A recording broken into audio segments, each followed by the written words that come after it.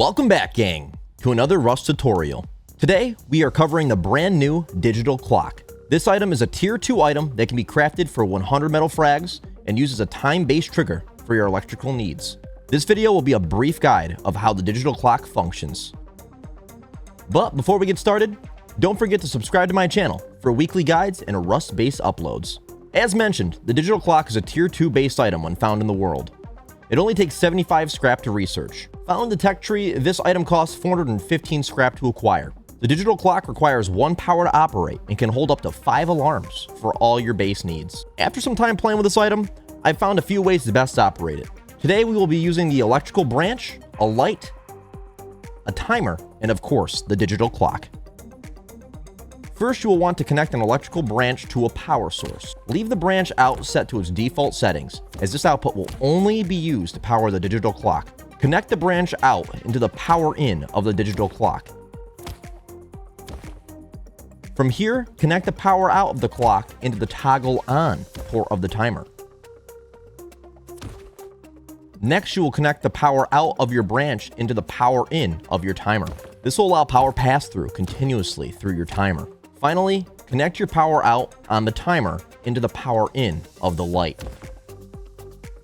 Now, this may seem confusing, but in order for the digital clock to activate anything switch-based and continue to feed power into another item, it needs to be connected to toggles of a switch versus the actual item you're trying to power.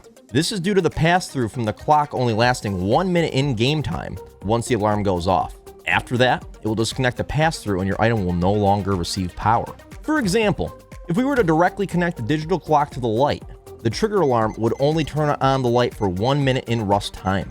I don't know about you guys, but I need lights for more than 5 real-time seconds at a time. So instead, we use a timer method, as you can simply set your timer to however long you wish to keep an item running. The next and final step is to set your timer and digital clock alarms. If you are unfamiliar with the timer, hold the on the place item and go to set time. This can be however long you want, but for this example, we will set it to 10 real-time seconds. Now to set your alarms, you simply hold E on the digital clock.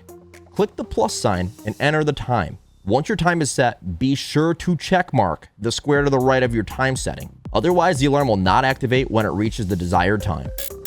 Finally, hit save. Wait for the alarm trigger and you will see your lights or other items turn on. Although I have not thought of many scenarios for the use of 5 alarms on one clock, you can do this. You just click the plus sign to add more alarms and set each time. I set another one 3 minutes Rust time after the first trigger to showcase how the timer turns off after 10 seconds and allows the second trigger to turn lights on again for another 10 seconds.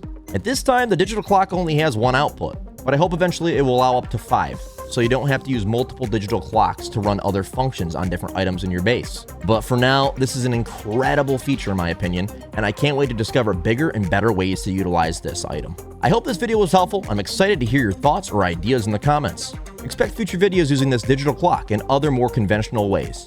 Again, please, for me, hit that subscribe button, and I'll see you in the next video. Peace out.